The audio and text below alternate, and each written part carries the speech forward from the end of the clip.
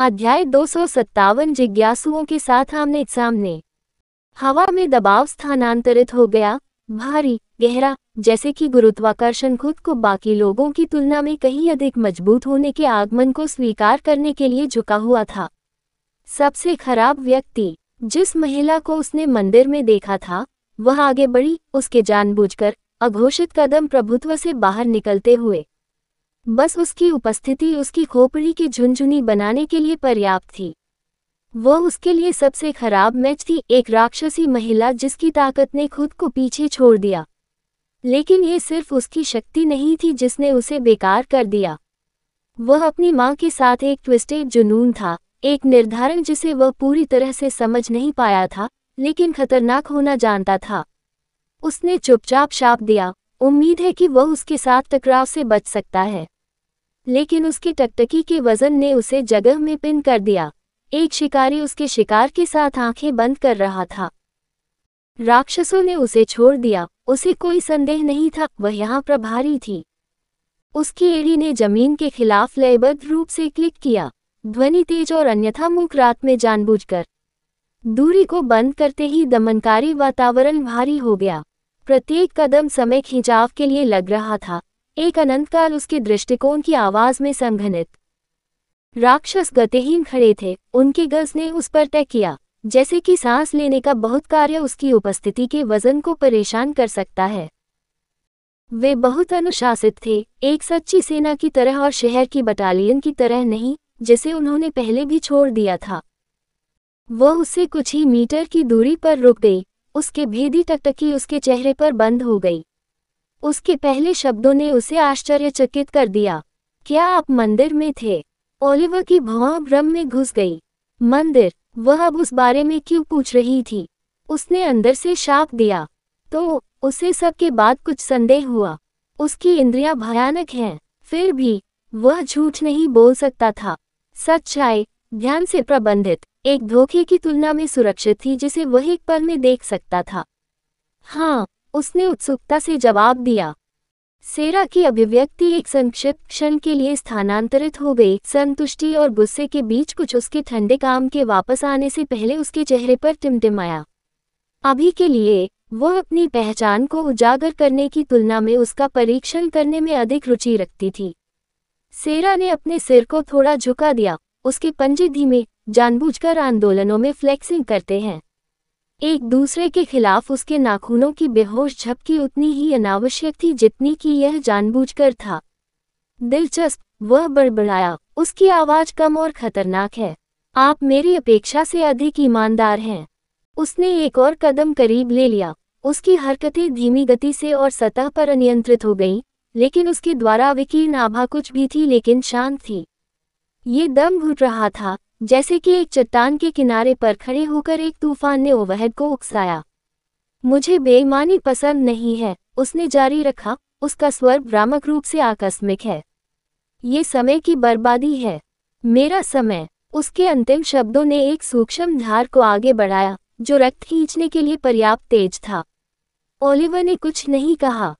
वह खुद को बोलने के लिए भरोसा नहीं करता था, शब्द केवल उसे उसके खिलाफ उपयोग करने के लिए अधिक गोला बारूद दे सकते हैं।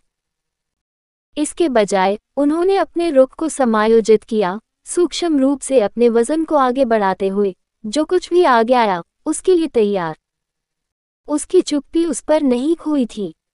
एक बेहोश मुस्कुराहट उसके होंठों के कोने पर टकरा गई, जैसे कि वह उसकी सावधानी से चकित थी। आप मंदिर में वहां थे, उसने फिर से कहा, इस बार उसकी आवाज में अधिक वजन के साथ। क्यों? ओलिवर का जबड़ा मास्क के नीचे कस गया। मैं उत्सुक था, उसने जवाब दिया, अपने स्वर को तटस्थ रखते हुए। मैं समझना चाहता था कि आप वहां क्या कर रहे थे। किसी कारण से वह अपने अजीब सवालों से थोड़ा चिढ़ गया। उसने अपनी प्रतिक्रिया पर एक भान उठाई। जिज्ञासु, उसने दोहराया, शब्द को बाहर निकाल दिया जैसे कि उसे चखना। आपने जिज्ञासा से बाहर मेरी तरह की एक अनुष्ठान स्थल में घुसपैठ की। उन्होंने अपनी अभिव्यक्ति को तटस्थ रखते हुए एक बार सिर हिलाया। क्या वह अनुष्ठान साइट थी?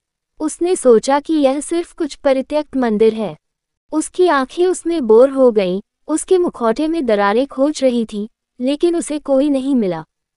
फिर भी उसकी प्रवृत्ति ने चिल्लाया कि इस लड़के के लिए और भी बहुत कुछ था जो उसने फिसलने दिया। अच्छा ऐसा है। वह थोड़ा सीधा हो गया, उसके पंजे अपनी उंगलियों में वापस उसकी ओर मोड़ते हुए अपनी बाहों को पार कर गए।